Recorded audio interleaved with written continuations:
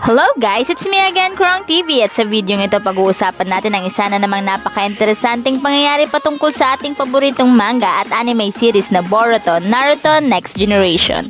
Pero bago ang lahat, huwag kalimutang mag-like, mag-subscribe, pinutin na rin ang notification bell upang lagi kang updated sa mga susunod na video. A, B, C, D.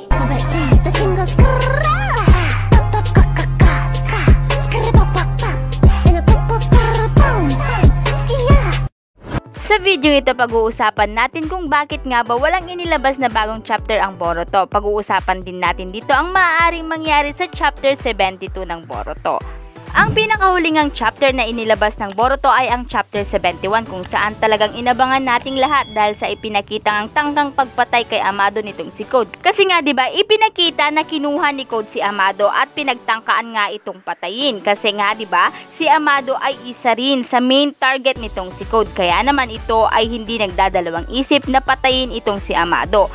Alam ni Amado na wala siyang laban pagdating kay Code, kaya naman nag-isip ito ng paraan. Kaya naman kinausap niya si Ada at sinabi na hindi nga siya nakakasigurado kapag siya ay namatay. Kaya naman sinigurado ni Amado na ang magiging alas niya or ang ace niya ay si Kawaki. Ayaw ni Code na makinig sa sinasabi ni Amado pero sinabihan nga siya ni Ada na tumahimik. Ngunit hindi pa rin tumigil itong si Code at sinabi na papatayin pa rin niya ito. Kaya naman dahil dito ay tinawagan ni Ada itong si Daemon para pigilan si Code. Kayang-kaya ni Daemon na pahintuin si Code pero hindi ito sapat upang pigilin o pakalmahin si Code.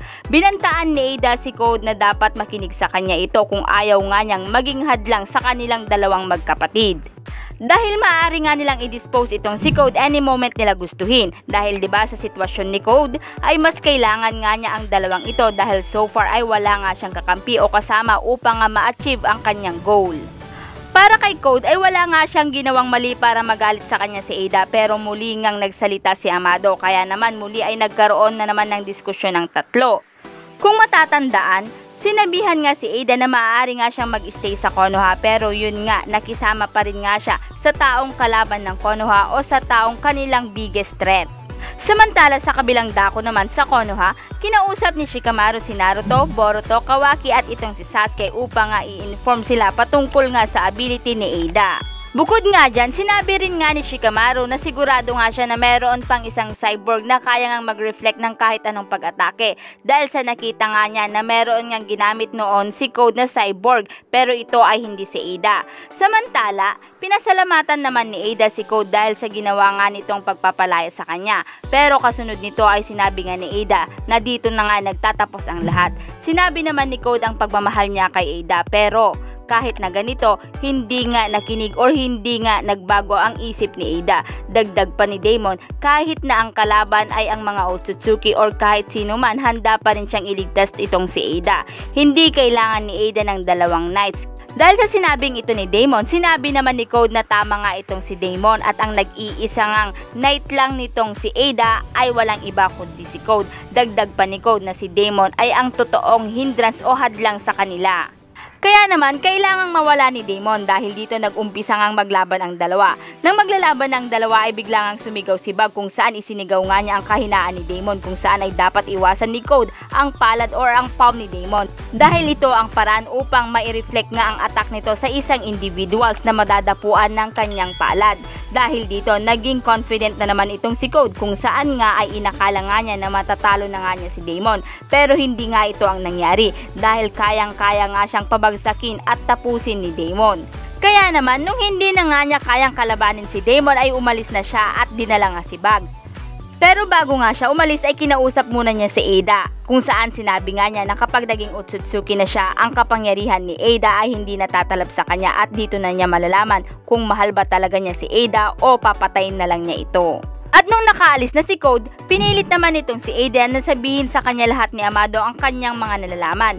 Kaya naman sinabi ni Amado na ang reconstructed karma ni Kawaki ay ang kanyang insurance sa pananatili niya sa Konoha. Bukod dyan, sinabi pa nga ni Amado na mayroon pa nga siyang ibang plano kaya naman kailangan nga niyang kausapin ang mga leader ng Konoha. At dito rin ay kinausap niya sila Ada na sumama sa kanya. So natapos nga ang chapter na ito sa isang lugar na kinaroroonan ni Code kung saan dito ay ipinangako niya na wawasakin niya ang lahat ng mahal ni Kawaki. So yan nga ang ilan ngang mga pangyayari sa Chapter 71 ng Boruto Naruto Next Generation. So dahil dito sa mga pangyayaring ito sa Chapter 71, hindi natin maiiwasan ang ma-excite sa mga susunod na mangyayari. Pero yun nga, sa kasamaang palad ay wala ngang inilabas na chapter, meaning hindi naglabas ng bagong chapter ngayong July at ilalabas ito sa ika-20th ng August 2022. Dahil nga in-announce nga na magbe-break muna this month ang pagre-release nga ng manga series at ito ay magpuproceed sa August. May mga usap-usapan nga na magte-take a break daw ang manga chapter dahil nga sa mag-iisip pa sila ng mas maganda o dapat mangyari sa Boruto Naruto Next Generation. Dahil so far nga daw ay hindi naman ganon kaabang-abang ang mga pangyayari dito, pero so far di ko pa alam kung ito ang totoong rason, pero ito ay taliwas nga sa ibang mga kuro-kuro ng ibang fans na last chapter na nga daw ang chapter 71. Pero hindi ito totoo dahil nga inuulit ko po, maglalabas pa sila ng chapter sa August. Pero hindi nila sinabi dito kung bakit nga nagkaroon ng break ang manga. Pero minsan talaga ang mangaka ay nagkakaroon din ng regular break from their hectic schedule sa kanilang paggawa o pagsulat or pag-illustrate upang nga syempre ma-maintain din nila ang kanilang kalusugan at syempre pati ang quality ng kanilang series. Pero habang wala pa ang Chapter 72, alamin natin ang mga ilang teorya sa susunod na mangyayari dito. Matapos nga ang mga pangyayari sa Chapter 71, may mga lumalabas nga na teorya ng maaaring pagkawasak ng Konoha dahil maaaring maghihiganti itong si Code. Kung mapapansin, talagang galit at puot ang nabubuo sa mga mata ni Code dahil na rin sa pagtalikod sa kanya ni Ada at ang pagkatalo niya kay Daemon, kasi alam naman natin, 'di ba? Talagang itong si Code ay mataas nga ang ego. Dahil sa mga pangyayaring ito, sila nga ang magtutulak kay Code upang gawin ito at maaaring lahat sila ay mapapatay o wawasakin ni Code, kasama na dito ang mga mahal o malapit nga kay Kawaki. So meaning, maaaring pumunta si Code sa Konoha kasama si Bag upang wasakin ang Konoha at maghiganti.